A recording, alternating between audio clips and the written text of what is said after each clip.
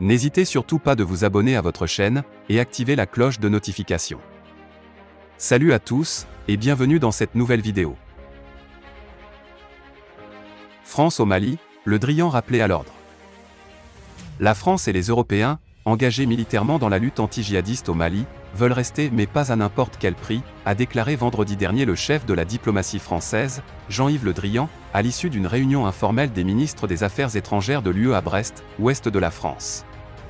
Si nous sommes au Mali, nous y restons, mais pas dans n'importe quelles conditions, a-t-il répété, alors que la tension est à son comble entre le gouvernement de transition au Mali et l'Union européenne, qui prépare, dans le sillage des pays ouest-africains, des sanctions contre les militaires maliens ayant repoussé les élections et la transition de plusieurs années. Mais, il n'en fallait pas plus pour qu'il soit rapidement rappelé à l'ordre par les internautes. Pour ces derniers, la France a décidé unilatéralement de partir du Mali et ne peut décider de revenir qu'avec l'accord des Maliens. Combien de fois vous voulez qu'on vous dise que la France et l'Union européenne sont désormais persona non grata au Mali, peut-on lire dans l'un des commentaires. C'est le débat de votre Facebookant du jour. Enze Michel Philippe, pas besoin d'avoir fait Harvard pour savoir ce que veulent les Occidentaux au Mali. Ce verrou malien.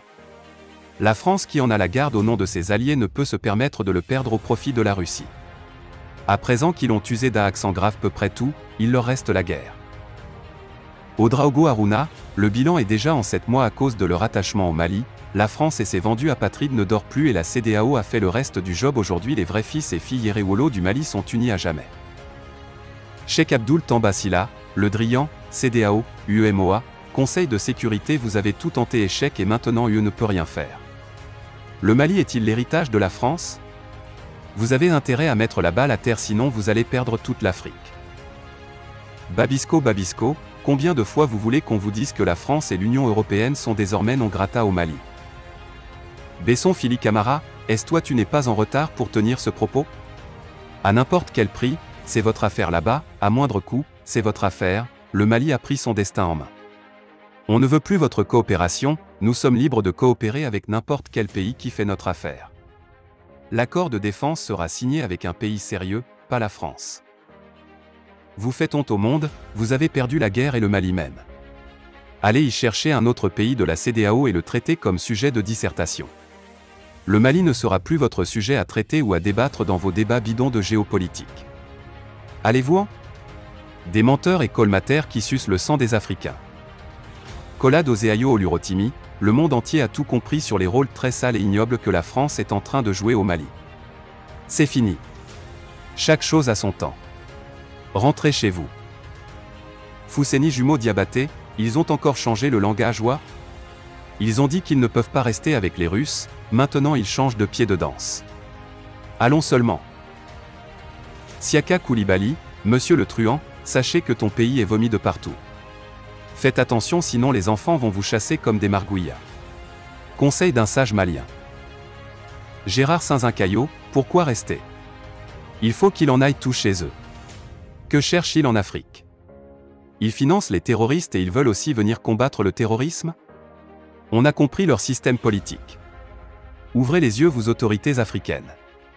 Le respect du continent africain par les étrangers et surtout les Européens sera possible lorsque les présidents africains deviennent moralement mûrs et refusent d'être instrumentalisés.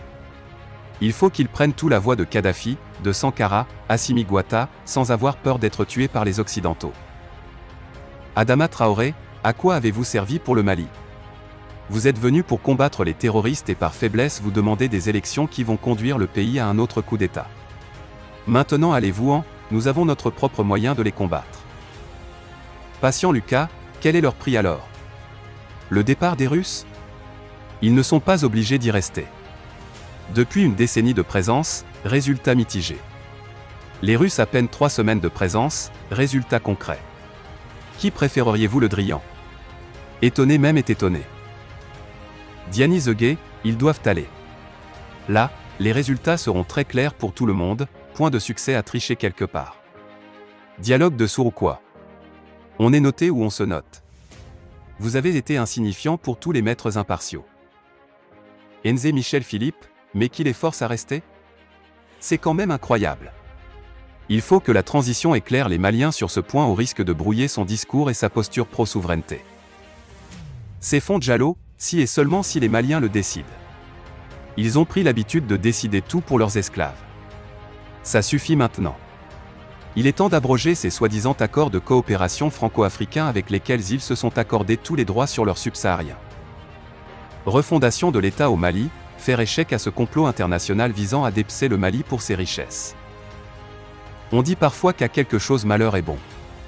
C'est pendant les périodes de guerre et de grandes crises que doivent ainsi se réaliser les grandes transformations politiques, économiques et sociales. Ainsi, depuis le 24 mai 2021, les acteurs du putsch du 18 août 2020 et tous les patriotes ont en main le pouvoir d'agir sur le cours de l'histoire de notre pays. Serons-nous à la hauteur des enjeux et des défis de l'avènement de Mali Kura? Historiquement, les guerres ont été pour l'Amérique la cause directe et immédiate de cycles d'expansion.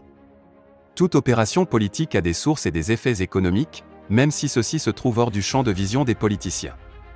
Réciproquement, toute hypothèse économique suscite des opérations politiques correspondantes, même si l'économie ne s'en soucie pas, écrit l'Américain Elliot Janway dans l'introduction de son livre « L'économie des crises ». Et d'ajouter, dans « Le contexte américain », les guerres étaient les seules crises qui obligeaient les autorités politiques à assumer la responsabilité pour la marche de l'économie. Ces crises surmontées, l'impact des guerres suffisait au progrès de l'économie. En temps de paix, l'économie n'a été une charge pour le gouvernement qu'à l'époque de la Grande Dépression. Et, assure-t-il, cette tendance ne s'est pas démentie. De la déclaration d'indépendance au 25 juin 1950, l'Amérique s'est trouvée mêlée à 8 guerres. À chaque fois, celle-ci était en relation avec des problèmes qui ne pouvaient être résolus par les méthodes politiques ou économiques habituelles. À chaque fois, le gouvernement s'est trouvé obligé d'appliquer des techniques nouvelles et de résoudre des problèmes qui, dans le passé, ne semblaient du ressort de l'autorité politique. Ces techniques nouvelles ont permis la victoire, en même temps que la résolution des problèmes. Face à la guerre qui nous est imposée depuis 10 ans, il nous revient de sortir des paradigmes idéologiques, politiques et économiques de l'impérialisme en faisant preuve d'imagination, de créativité pour sortir des ténèbres de la domination néocoloniale. Le malheur de notre peuple est que ces politiciens et cadres n'arrivent pas à se soustraire de la culture d'esclaves soumis et dépendants. Pour eux, nous ne pouvons pas vivre sans l'aide extérieure. Ce qui dénote de leur incapacité à sortir de l'ornière. Il est pourtant impérieux de profiter de nos ressources et de contraindre le reste du monde à se conformer aux exigences de notre développement. Le Rwanda, le Botswana, l'Éthiopie, la Chine, l'Algérie, avec son pétrole depuis 1970, sont des exemples éloquents qui doivent nous inspirer en cette période où nous nous retrouvons une fois de plus à la croisée des chemins. Il nous faut assumer ce choix comme socle de notre vision du Mali Kura, Mali nouveau, qui nécessite des transformations profondes des structures politiques, économiques et sociales. Et cela, d'une part, à travers le triple réarme culturel, politique et économique. Et, d'autre part, la réalisation des 3 binômes en tant que colonne vertébrale de toute bonne gouvernance. Ce sont des conditions préalables à la conduite efficiente de la bataille de rupture des liens tributaires internes et externes qui bloquent le relèvement de la patrie.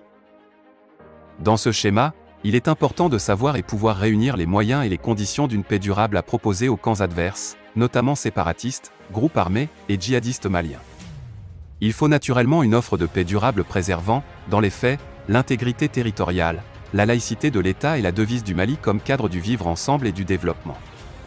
L'accord pour la paix et la réconciliation au Mali, APR, de mai et juin 2015 est une insulte à l'intelligence et à la dignité de notre peuple.